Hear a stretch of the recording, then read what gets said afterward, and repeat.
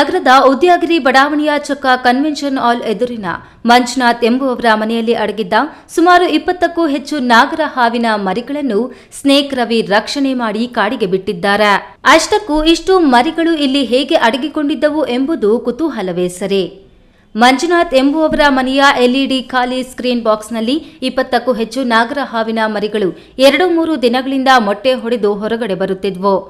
ಬುಧವಾರ ಗುರುವಾರ ಅದೇ ಮನೆಯ ಸಮೀಪ 2 ಹಾವಿನ ಮರಿಗಳನ್ನು ರಕ್ಷಣೆ ಮಾಡಿದ್ದ ಸ್ನೇಕ್ ರವಿ ಇಂದು ಮತ್ತೆ ಅದೇ ಮನೆಯವರು ಕರೆ ಮಾಡಿದ ಹಿನ್ನೆಲೆ ಮತ್ತಷ್ಟು ಹಾವಿನ ಮರಿಗಳು ಇರುವ ಶಂಕೆಯಲ್ಲಿ ಪರಿಶೀಲನೆ ನಡೆಸಿದ ವೇಳೆ ಎಲ್ಇಡಿ ಸ್ಕ್ರೀನ್ ಬಾಕ್ಸ್ಗಳನ್ನು ಇಟ್ಟಿದ್ದ ಕೊಠಡಿಯಲ್ಲಿ 20ಕ್ಕೂ ಹೆಚ್ಚು ನಾಗರ ಹಾವಿನ ಮರಿಗಳು ಕಂಡುಬಂದಿವೆ.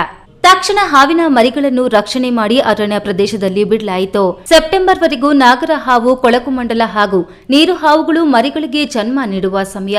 ಹೀಗಾಗಿ ಮೊಟ್ಟೆ ಹೊಡೆದು ಹೊರಗಡೆ ಬರುವ ಹಾವುಗಳು ತಂಪಾದ ಪ್ರದೇಶ ಹುಡುಕಿಕೊಂಡು ಮನೆಗಳ ಬಳಿ ಬರುತ್ತವೆ.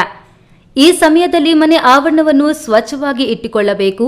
ಕಸ ಒಂದೇ ಕಡೆ ಶೇಖರಣೆ ಮಾಡಲು ಬಿಡಬಾರದು ಮತ್ತು ಹೂಕುಂಡವನ್ನು ಸ್ವಚ್ಛ ಮಾಡುವ ಅಥವಾ ನೀರು ಹಾಯಿಸುವ ವೇಳೆ ಜಾಗೃತಿಯಾಗಿರಬೇಕು ಮತ್ತು ಮನೆ ಮುಂದೆ ಚರಂಡಿ, ಗಿಡ, ಗಂಟೆಗಳು ಬೆಳೆದಿದ್ರೆ ಮನೆಯೊಳಗಡೆ ಹಾವುಗಳು ಬರದಂತೆ ಬಂದೋಬಸ್ತ್ ಮಾಡಿಕೊಳ್ಳಬೇಕು ಎಂದು ಸ್ನೇಕ್ ರವಿ ಸಾರ್ವಜನಿಕರಲ್ಲಿ ಮನವಿ ಮಾಡಿಕೊಂಡರು.